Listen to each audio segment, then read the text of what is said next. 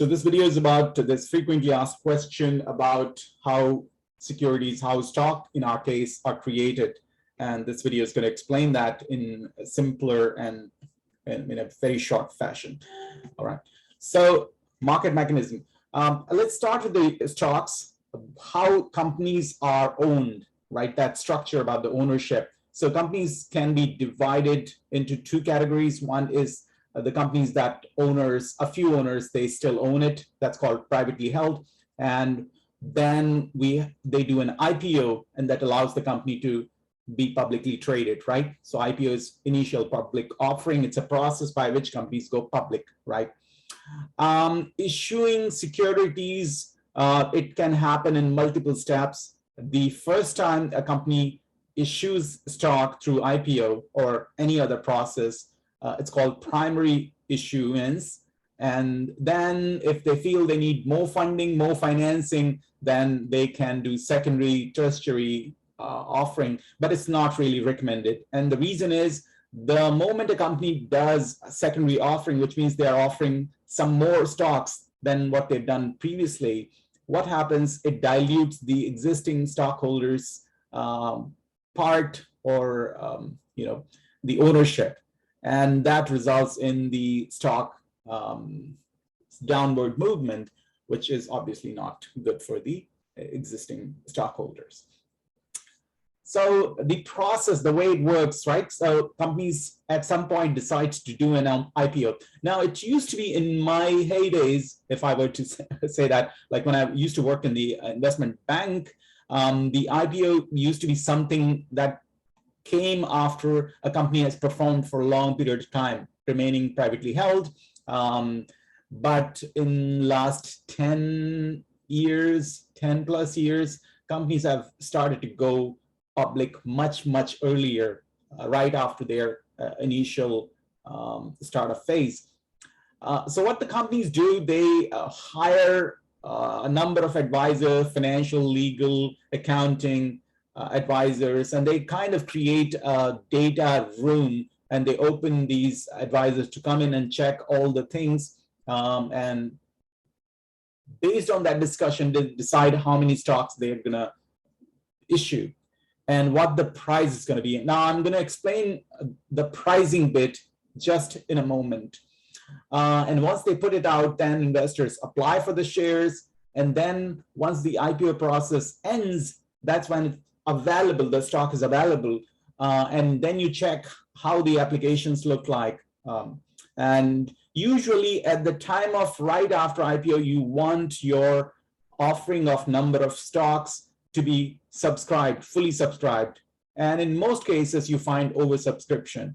Now, if people have not applied for all the stocks that are offered, then the stock price will plummet. Of course, the demand supply system that works. So the investment banks, who are the financial advisor, it's their role to ensure there is enough demand for that stock, right? So this is the process. There are three ways the pricing is done for these stocks. One is fixed pricing method, in which mostly the top management of the company decides in consultation with the investment bank, this is the price we want, and then they go out with that, right? That's the old school method.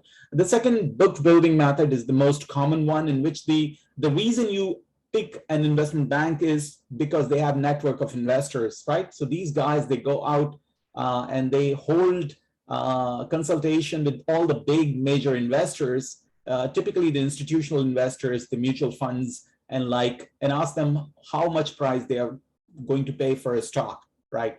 And they have a fixed number of stock with that, right?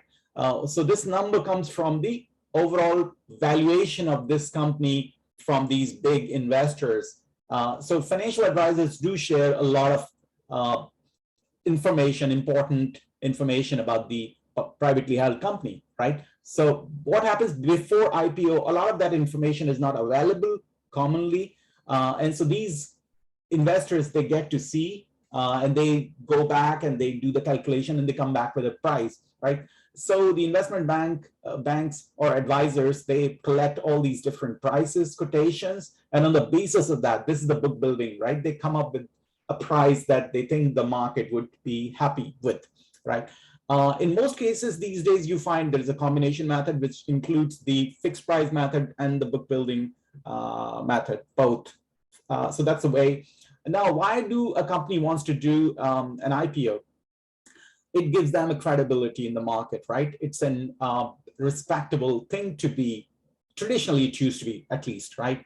And the investors also get to be part of a growth story. If a company is really growing very fast, privately held companies, you can't do much with those companies, but once they go public, it opens up the door. What's the downside to the companies is they have onerous sort of they have to give out information a lot more than they are used to, right? So that becomes, they are in the focus of the public investors' eye, and that can be daunting for some companies, right? And so this are some of the steps, the 4 phases, I would say. So companies, they start the preparation phase, in which they appoint the nomads, which are the nominated advisors. I told you all these different, and then they go through all the existing data that they have, right?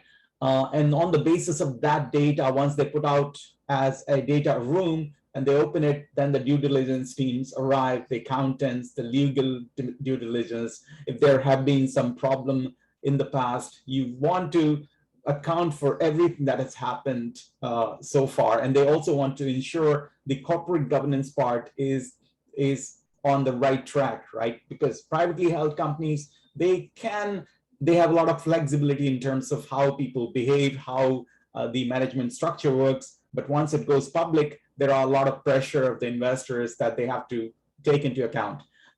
Once that's done, due diligence, then they prepare documents, right? These are the documents that need to be filed with the Securities and Exchange Commission in case of US, and Kinyucho in Japan.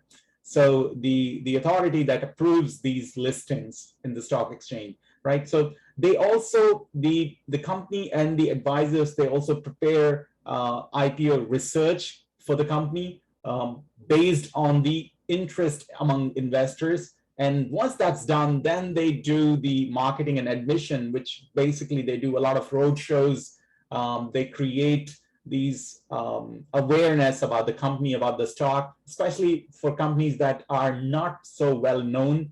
They want to create sort of a buzz. They go on television, they go on all the routes that they can take to get the attention of the investor, right? So this is how the process works. A lot of people think, and that's where the investment, I think our interests come into play. A lot of people believe IPOs tend to be a good place to invest because most of them, they do go up. And that's a fact. But we've seen recently a lot of examples where the stock price dips. And I'll give you an example of the big ones, biggies of today, like Google and Facebook. They didn't really fare well right after IPO. There's been a huge dip, and people are writing off. And I include myself in those people. I have written an obituary for Google.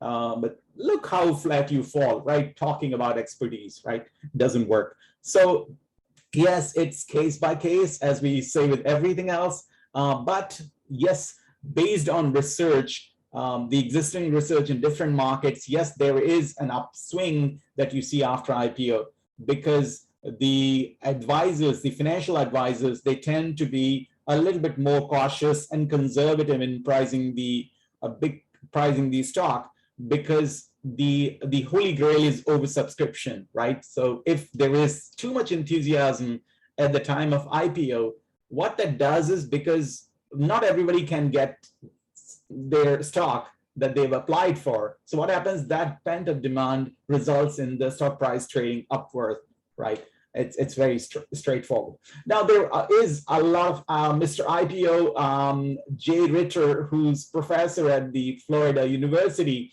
He has been working on this field forever. And so if you're looking for any kind of data or any kind of specific market information, and he covers global markets, he's got his data set. You can go to his website and look for it. So this is about the IPO process. I'll see you in the next video.